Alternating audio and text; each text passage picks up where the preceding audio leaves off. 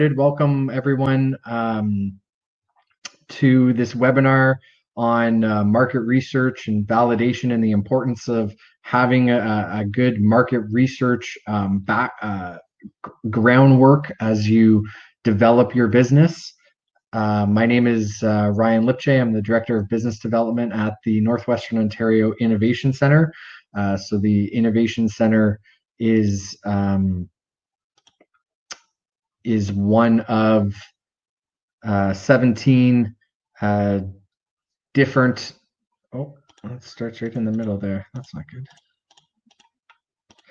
Is one of 17 innovation centers throughout the province.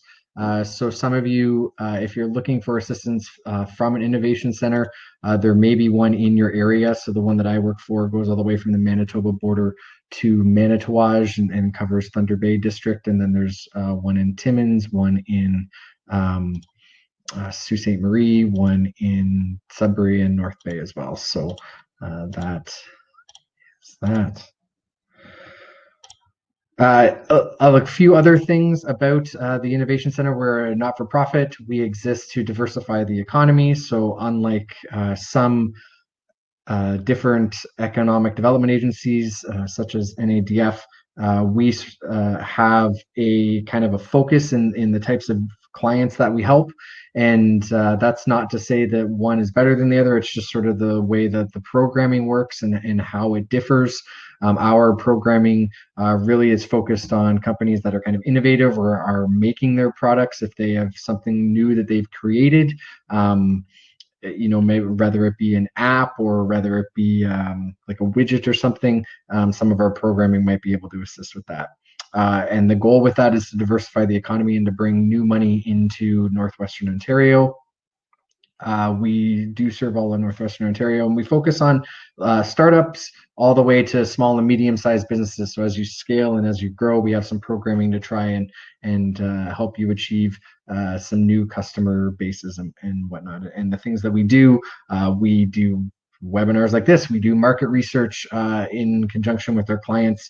We have different programming that we offer, both funding and expertise.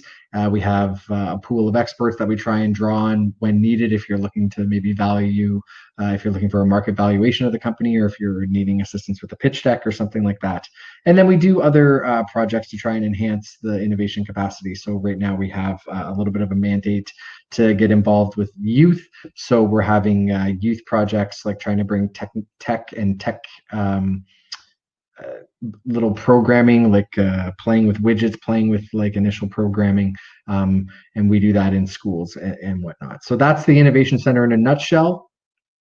But today we're here to talk about market validation. So a little bit of background. When we speak about market validation and market research, what we are really trying to do is we're trying to get the building blocks of a business model. So the business model, and this is something that whether you come to my organization or NADF or your local economic development organization, of which there are several throughout the North, the common consensus is a business plan, and a business plan is really the written component of a business model. So the business model is describing how your organization creates value. How does it deliver the value? So if it's a new widget, like if it's this pen, if you created this pen, and you would then speak to why is this pen different from all the other pens on the market? What is it that is it because of the ability to write with the pen is so much better, or is it the fact that it's a little bit tinier, or the fact that it has a sleek design? Whatever it is, you have to try and understand the magic of your new product or your new idea, because you want customers to buy it. And without customers, no business is going to succeed. So the real thing that we're trying to do with the business model, and the real reason that we need to do market research, is we need to try and find out what the magic is, what the value prop is behind this new idea. And the way we can do that is seeing what other ideas are already out there on the market.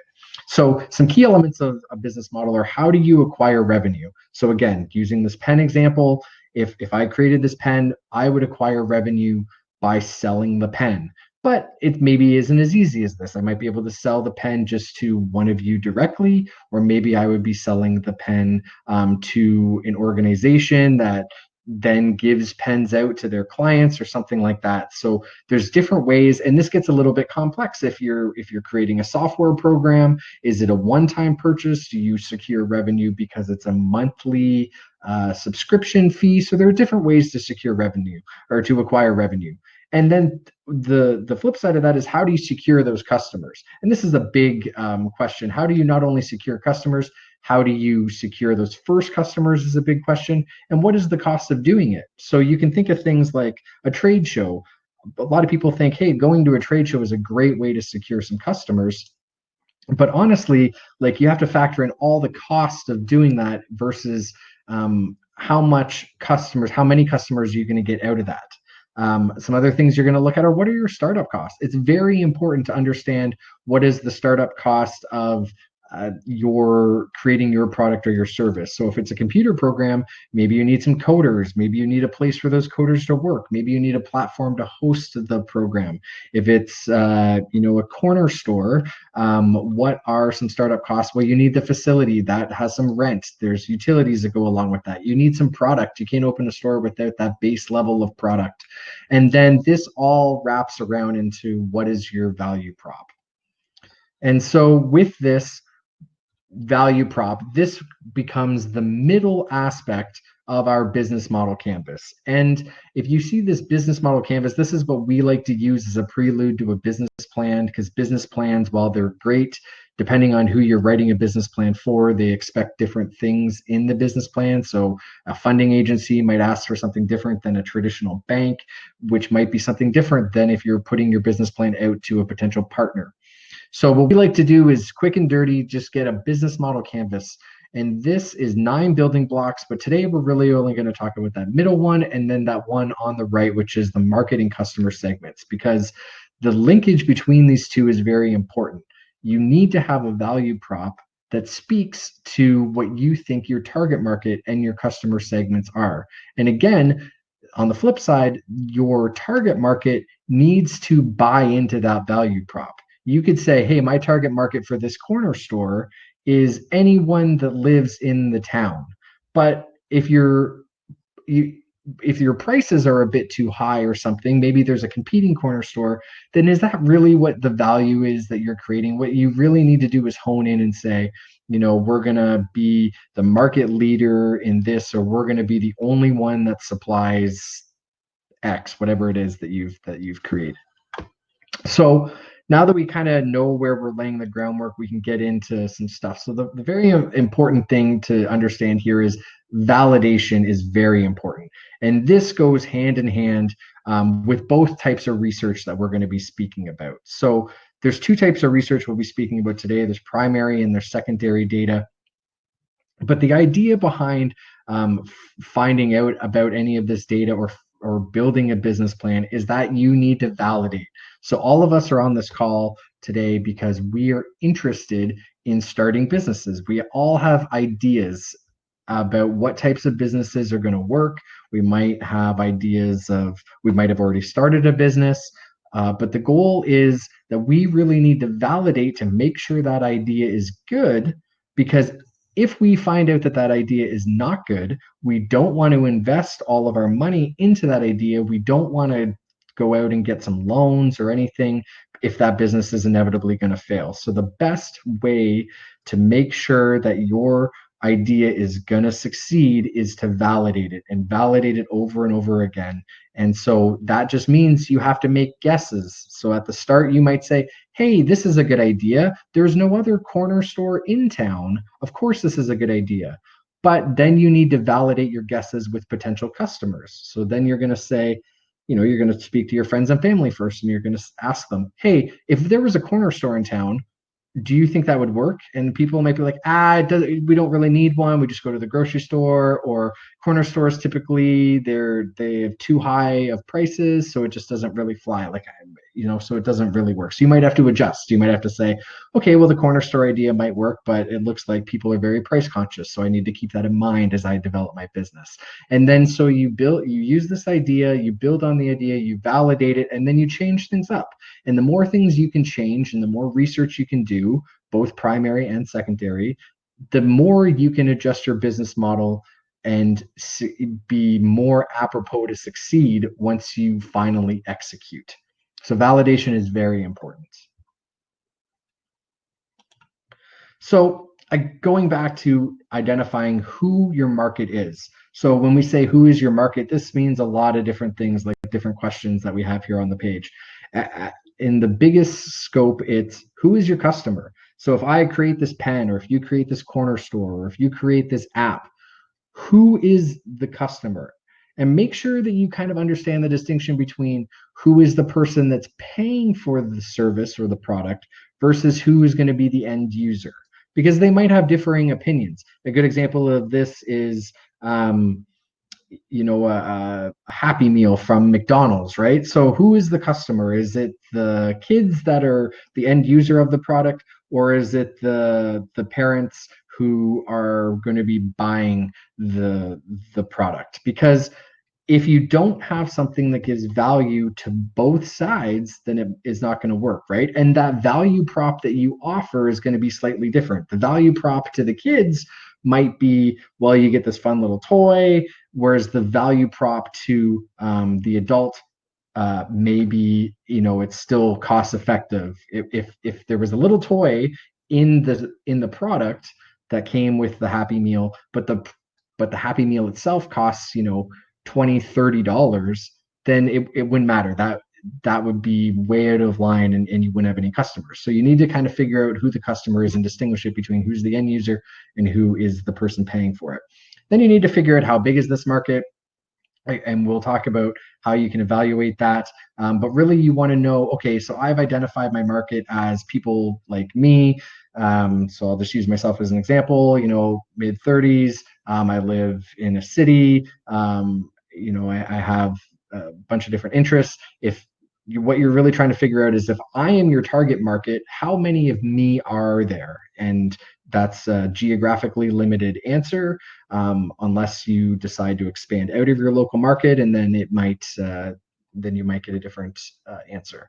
Where is your market geographically? Again, are you selling locally, or is this something that you need to sell overseas, or is this something you're trying to sell in the States? Of course, there's going to be hurdles the farther you go out, but there might potentially be more revenue. Certainly if you're selling a product, if it's an app technology product that's going to change the market, if you just sold it to people in the town or whatever that you live in, you might be limited to only a few hundred people that might purchase it. Whereas if you sold it on a broader market, you'd certainly would bring in more revenue. You want to figure out how fast your market is growing. You want to figure out the trends. Is this trend growing? So again, going back to the corner store example, our corner store is growing in market share right now. Our app technology, this example is probably better, an app technology where you can say, let's say you had developed an app for productivity that would make, if you downloaded this app on your phone, you would be so productive. Well, you want to know, are people really searching for that? Are there already several out on the market? And then you want to know, why do they buy it? Why might someone buy a productivity app? Where would they buy it from? How often would they buy it? Would it be a one-time purchase? Would it be again, going back to that monthly subscription purpose? And what are the things that they're looking for when they would buy an app? It's the same type of question, whether you're creating an app, whether you're creating a corner store, or going back to the pen. You want to know what people are looking for when they decide to part with their money in that realm. So why am I buying your productivity app over something else? Why am I buying this pen versus something else? Why am I going to the corner store versus an alternative? So when we talk about, on a greater scale, market assessment, a good way to start it might be talking about who's your consumer. So is your consumer or is your customer the consumer market? So this is more of a business to customer sales. So if you had a corner store or a pen, you are probably selling that to the end user directly. People are coming into your corner store, they're buying some supplies and they're checking out, and you're getting the revenue right away. But that's not how all businesses run. You might be able to sell to the institutional market. Right now, the COVID example is perfect for this one. People that have ventilators or equipment, where are they selling it? Well, they're selling it to institutions, hospitals, or maybe they're selling it to the government. Or you might have a product that you might sell to industry. So your product might just be a component to something greater, and you need to sell that to industry as well. So you need to kind of figure out which markets you're targeting. And then once you figure out those, you can decide, can you use the same marketing strategy for each one? So if you're selling to consumers, that might be slightly different than if you also have products you're trying to sell into industry or the government.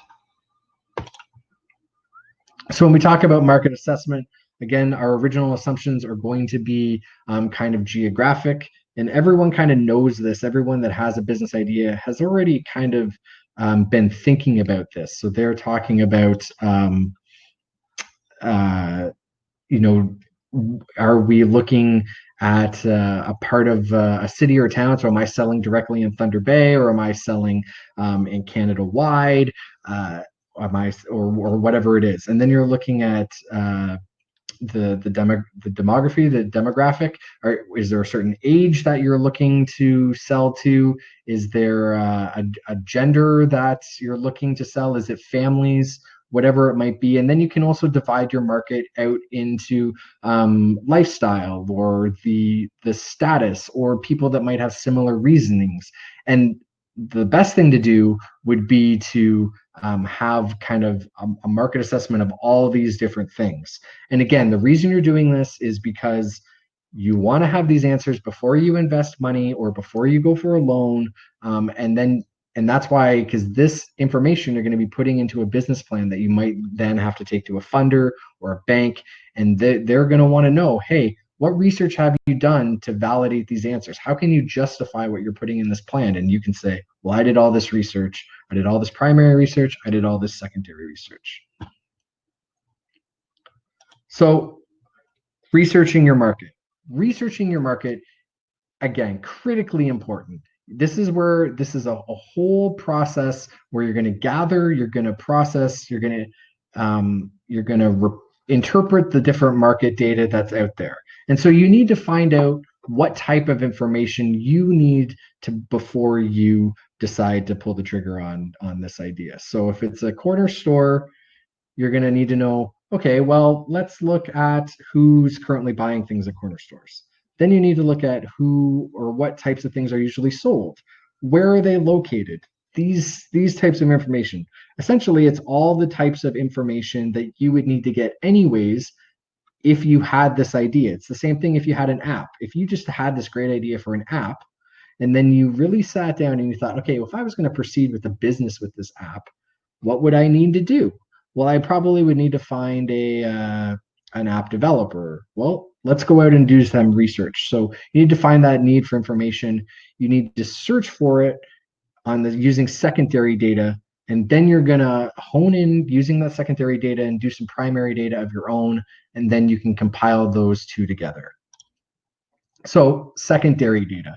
Secondary data is available anywhere on the internet. This is all data that you yourself haven't got. So it comes from trade journals. It comes from Statistics Canada. It comes from industry trend reports or trade journals or newspapers or wherever you're looking. This is where we look for secondary data all the time when we're surfing on the internet, or we're looking for any type of info. If anyone's ever purchased a house, you've probably looked at secondary data because you want to know what comparables are. If you've ever purchased a product online, you've probably looked at several different websites to make sure that you're getting the right price. And all that is you're looking for secondary data. It is less expensive to acquire because it just takes your time.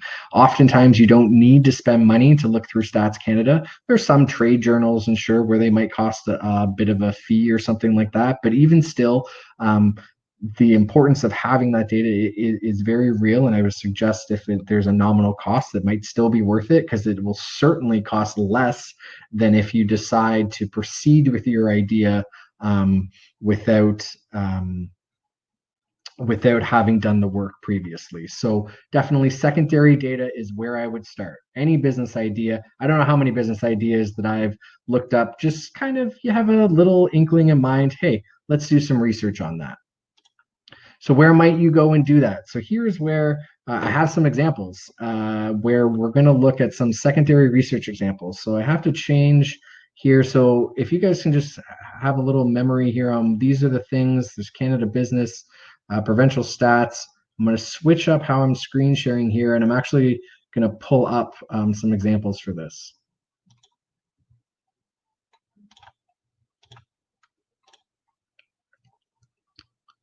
So can you guys see my screen now? Can you see all these tabs here at the top? Can someone just type in there and say yes? We tried this before, but I'm just hoping that we can. Okay, perfect. Okay, so we'll start first by looking at business and industry. So Canada Business, there is all this great info that's here that can help you try and figure out your business, looking at the research and business intelligence. So all this type of stuff, conducting, it tells you how to do a research report. It talks about different industries. This is a great place to start. When we talk about data that's available for the geographic data, which is what a lot of us have in mind when we say target market, we say, okay, well, what's our target market in terms of the number? We say, oh, I'm going to start this corner store. I'm going to start it in Thunder Bay. Well, how big is Thunder Bay? Well, we go here and we say, well, Thunder Bay right now is this size. And then you can start honing down. Let's say you're opening a yoga studio in Thunder Bay. Well, you have this number. You can probably find some statistics somewhere that talk about the percentage of people that do yoga, and you can apply those percentages to this number. And maybe you're looking at, well, I'm only looking at a yoga studio for females, so that data is available in here, and then you can start to hone down that number. When we speak to some data that's available provincially, an example here is maybe you're selling to that institutional market again, and you're going to sell at school boards. So you can say, well, I'm going to sell to all the school boards that are in the province. Well, here that you know that there's really only 72 school boards in the province. So you got to make sure that you're keeping your catchment market wide enough. Other things, industry things that I pulled up. This is the kombucha market. So this is one of those industry trends that you can download or you can purchase it. If you contact my organization, we can see if we can try and get this for free. But this talks about the kombucha market and trends related to that. Because if you're going to start a kombucha market, you not only want to know, are there other kombucha suppliers currently in my geographical space, but you also want to know at a bigger scale, are people still buying kombucha? What's the trend? Maybe people are looking for flavored kombucha now. Maybe people are looking for kombucha in certain sizes. And so your idea of putting it in a keg might not work, or something like that. So you want to have those answers before you proceed, because if you created a kombucha business where you only sold out of kegs, and then you found out, oh, you just missed the mark. People really do like kombucha, but they want it in bottles of a certain size. Could you imagine how frustrating that would be to have sort of invested all of your money, all of this bank money that you had to pay back, and then it turned out to not be a success? Other examples here are this example from TIAC. So this is a tourism example. If you are going to create a backcountry lodge, maybe, or a new fishing product, you might want some information about, hey, where are tourists coming from? And again, this not only helps in your business plan, but this also helps your marketing plan as well, right? If you're finding out that you're creating a backcountry lodge, and you then discover through research that the people that are using backcountry lodges in Northern Ontario are 70% of them come from Minnesota and Wisconsin collectively, don't you think your marketing would then be targeted to all these people in Minnesota and Wisconsin, because they're already looking up here? So it really helps you kind of hone in on your marketing dollars as well. So let me go back. We'll stop sharing. I'll go back. Okay. Now I got to go back to slides somewhere. Slides.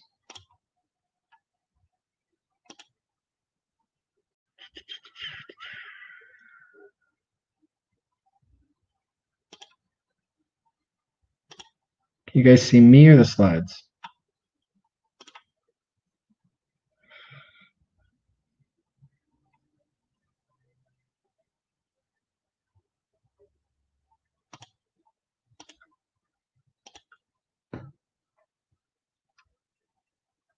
Oh.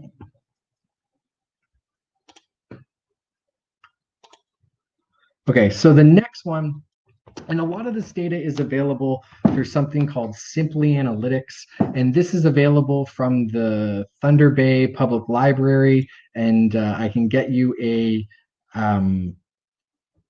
or I can put you in touch with somebody at the Thunder Bay Public Library if you're not a resident of Thunder Bay, although this program might be available through your own public libraries throughout Northern Ontario. And this is a great program for getting some of this data. If you're looking for things like they can really hone in the program Simply Analytics using things like um, P census and whatnot.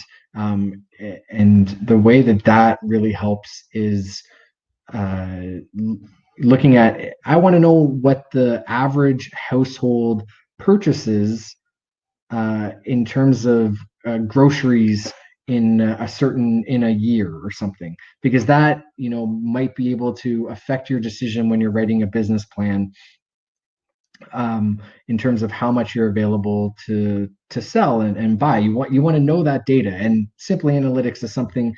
This is just an example I took from a screenshot, and it talks about the total population. This is a very simple one, but you can really drive down in here and you can figure out the different. You can set a geographical area, and then you can figure out the different ages that are in there. You can figure out the different incomes. Maybe you're having a product that will only be available, or people might have a certain income before they would consider buying your product. So you want to target your business at those customers. So you can use something like Simply Analytics, which is available again through your local library. Other things that the Thunder Bay Library has, they have a whole wealth of data. If you go to the Thunder Bay Public Library site, and we'll send that out after, they have a bunch of different databases in terms of encyclopedias, different Info Canada, Canadian businesses, a lot of different periodicals, and that might all help in your research.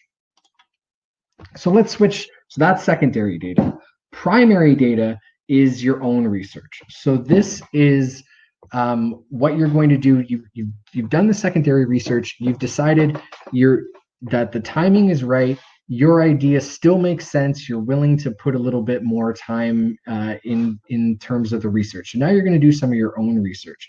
So you're going to do it in two ways. You're going to use some observational methods where you're going to observe people. So maybe you go to a grocery store and you see how people decide to go down certain aisles. You're going to see maybe how many people make it all the way to the back corner of the store where they keep the milk and the eggs and the other staples, because then you can say, well, you know what? It seems like only 20% of the people that go to the grocery store are buying milk. So where does everyone else buy their milk? Well, maybe they're buying it at the corner store. So having some of this observational data can certainly help make your marketing plan a bit more robust.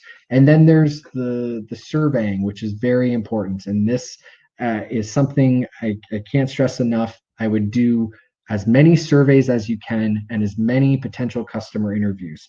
And there is a link here. We're going to send out the link after. And this gentleman, it's a YouTube, it's 7 minutes long, and he explains the importance and how to do customer interviews much better than I ever could. And he makes it succinct. But what you want is you want to really figure out the crux of the problem that your potential customer is having, because you want to make sure that the value you're giving them is solving that problem. You want to make sure you're having a solution, because if people aren't having this problem, your business, if you're creating a new pen, well, maybe no one really needs this new pen type of thing. Or again, going back to the corner store, maybe people really aren't interested. So you want to have customer interviews.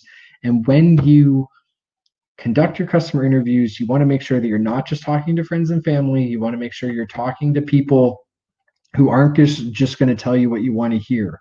So if there's a little group, maybe the local economic development agency can put you in touch with a couple different, if people are willing to sort of be peers to each other, you can bounce ideas off one another, but you can also have these customer interviews where it goes through how to do an interview. You want to make sure you're not pitching your solution, but you just want to talk about the problems that people might be having in their day. And so some tips around some primary data. You are trying to define the decision you're trying to make. So using these customer interviews at the start is very good, but you're going to continue to interview potential customers. Every time you go into an interview round, you really want to know, well, what is it that I'm trying to get out of this interview round? You don't want to just be spending all this time, and it's uncomfortable to talk to a bunch of strangers, approaching a bunch of strangers in front of a store or something. So you really want to make sure that you've defined what it is that you're trying to get out of this interview round. So what information do you need to best make that decision?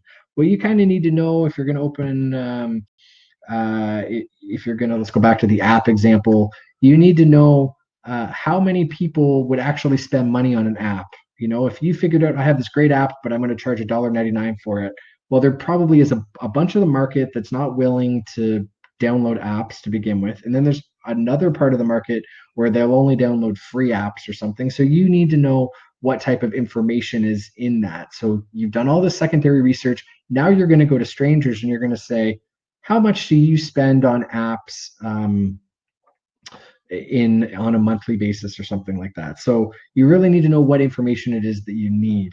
And then you can sort of backtrack and say, well, what questions do I need to ask in order to find this information out? Then again, you're going to look to who can I ask? Not doing friends and family is by far the best way to do it. But of course, you're probably going to start with friends and family, and then you're going to grow your surveys out from there. And then you're going to discuss about how am I going to analyze this information. So if you decide, oh, it looks like only 20% of people are people that purchase money on apps at all. So, maybe you're going to have to keep track of the demographic of what that is, because you're going to want to make sure that you reflect that information back into your marketing.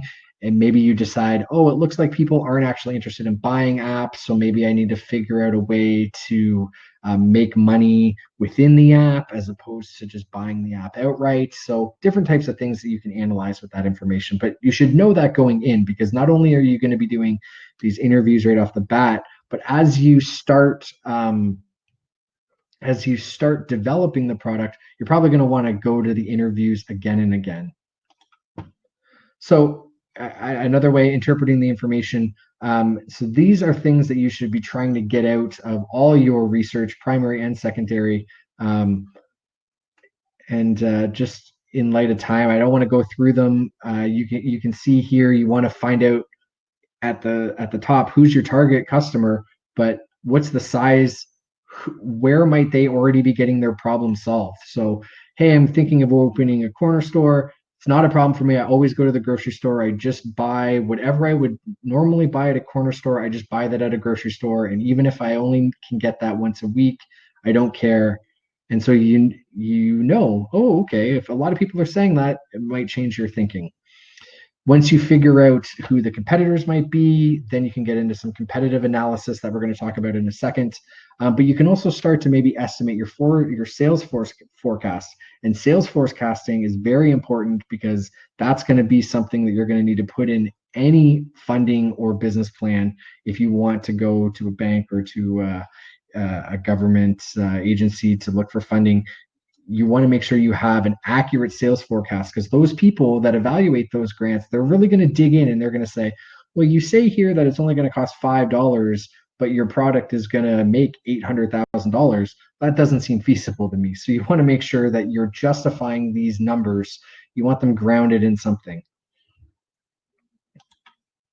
So when you estimate your market size and share, what you're trying to do is you're trying to determine the market size. So a good way to do this is figuring out the number of customers that you project you're going to have, and then the number of units per customer. So this example works best going back to this pen example, I suppose, where I think 10 people are going to buy this pen, but each of those 10 people or those 10 organizations are going to buy 100,000 pens or something like that. So now I know that my theoretical market size is X. And so you can work towards achieving X.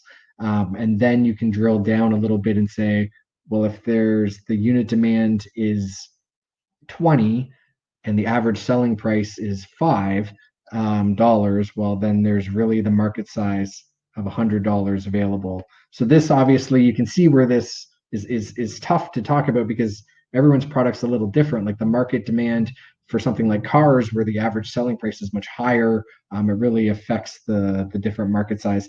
And if you do any research on market size, you're going to run across terms like the total addressable market, the serviceable market, and I don't really want to get into it today. There are subtle differences between what all that means, but just in the very basic scope, this is what a market size is, and then you can determine once you have the market size, you can talk about market share.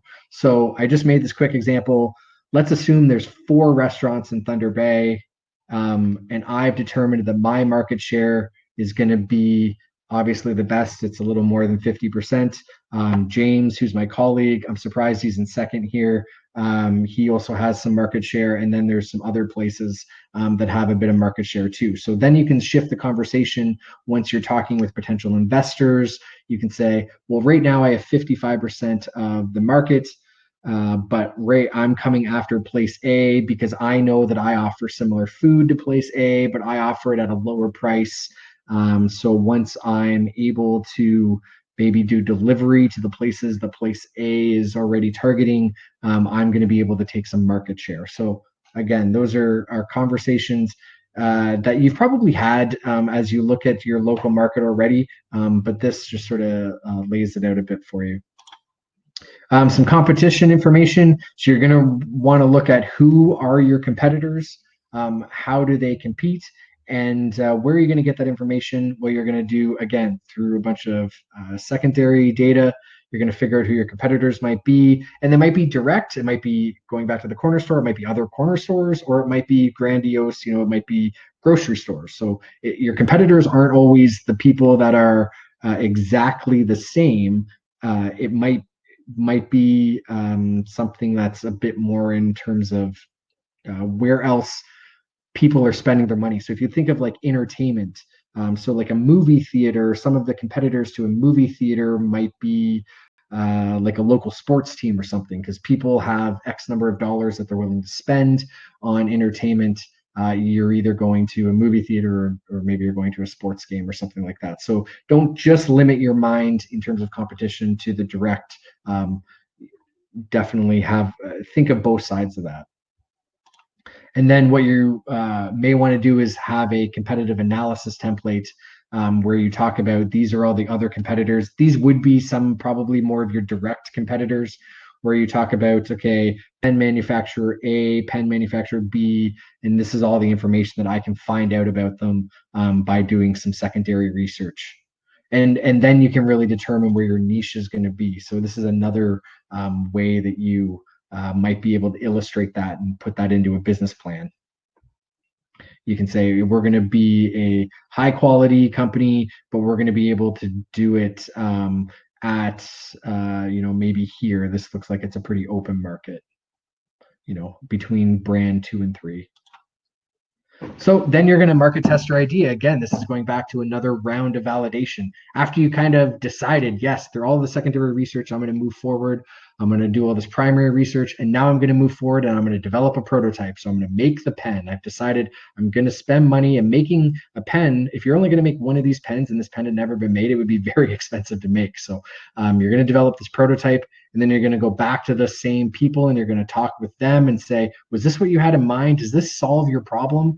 You might try and get opinions from potential distributors. So if you're like, I'm going to sell a bunch of these pens at Grandin Toy or Staples, you probably want to talk to those types of places, because they might say, well, it just wouldn't fit with our with our catalog because we already have all these other pens that do similar things. So you want to market test that. You want to compare your product to competitors. Maybe you want to offer it in a single store first and see how it goes. And maybe the customers that buy it at that single store, they would be able to give some feedback.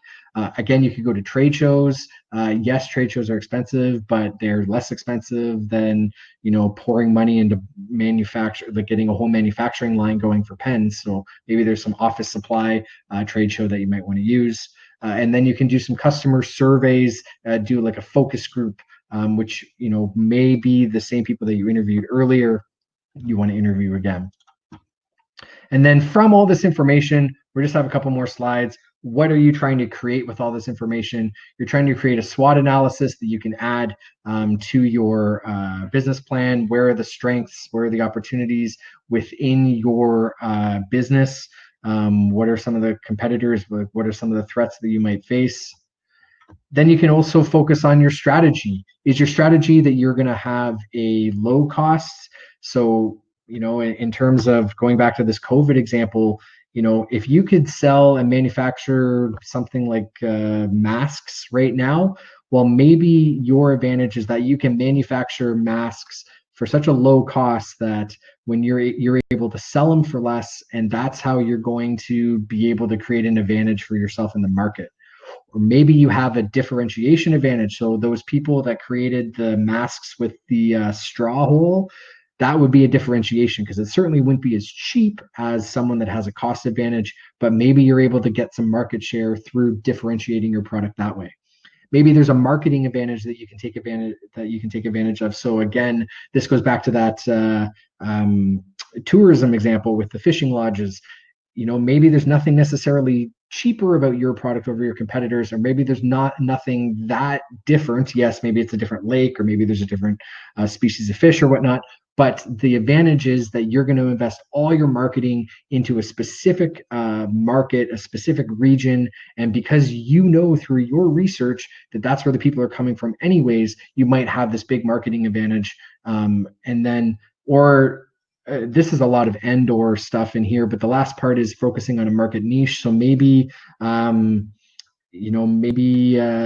fishing lodge example, no one's focusing on accessible fishing vacations. So in terms of being able to offer fishing vacations to handicapped individuals or something. So maybe that's something you can focus on because that's been an overlooked market.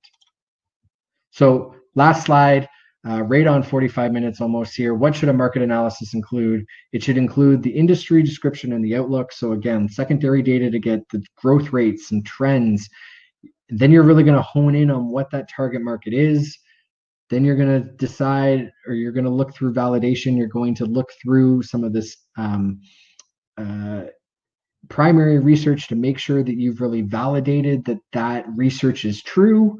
And then you're going to look to competitors and you're going to see what are some roadblocks to me getting in here. If it's a corner store thing again, maybe the cost to getting that base level of supply is a big roadblock. And that's not to say you shouldn't do it. It's just so you've thought through of what you might need to tackle before you're able to open and capitalize on these market opportunities. So that's it for me. That's a very, very high level synopsis of the importance of market research.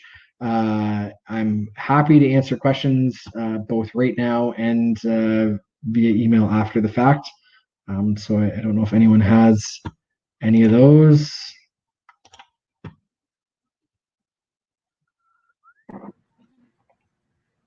Hi, that was great, Ryan. Great information. A lot of links to different data sources for both primary and some great tips for the secondary research. We did have one question from Christine. She was asking about a template. That was earlier on in your slide. Christine, sure. A template in what regard? Like a business plan template or a business model canvas template?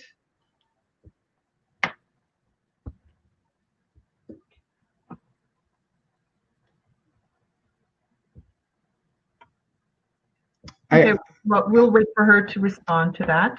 Sure. She's still on there.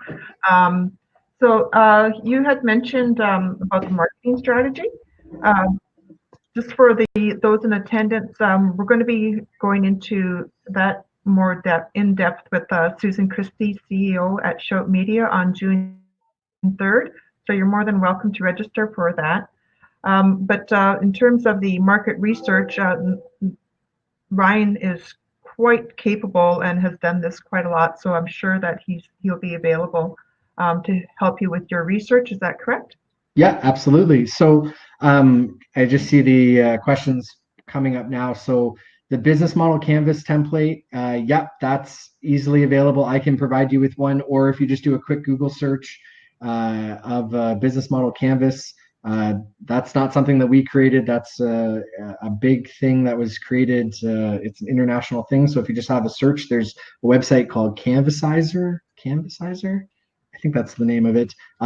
It's great of helping you put in your ideas in terms of not only can you get that first value prop and the way that works with the market research, but then how the rest of the building blocks work together. For surveys, how many people should you chat with? I wouldn't say that there's really a limit. I think it's the more people that can get you information, the better.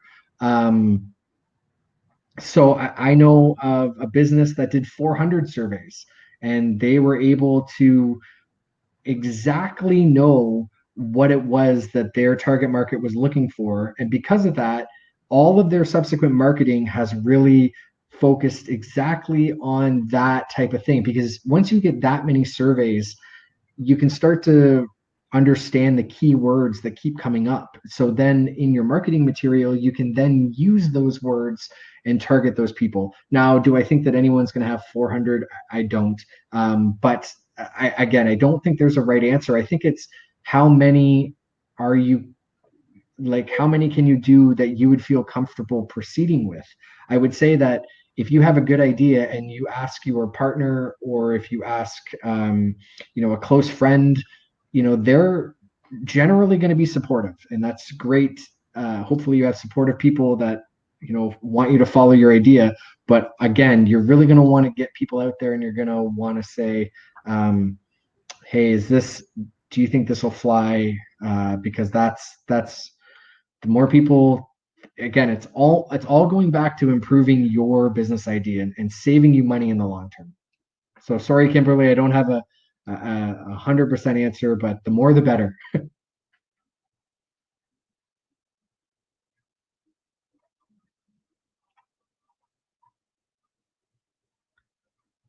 So there is a YouTube link here. Let me see if I still. So this YouTube link is the. Oh, that just got sent to admin. This is the YouTube link that goes to Justin. His name's Justin, and he's an international tech guru guy from somewhere in Silicon Valley. But again, this is only 7 minutes long, but the lessons that are in there are really excellent when you're going to developing your script for the interviews. All right. Any other questions? I don't see any more, but so we'll just kind of end this off here. For those in attendance, we are going to be sending out the replay of this video. So if you haven't had a chance to write down the links that he was referring to, you can easily capture those in the PowerPoint or in the webinar replay. And that'll be sent out probably before the end of the day. And Ryan, thank you so much for coming and thank you, everybody. For us, and we look forward to probably hosting similar events like this in the future.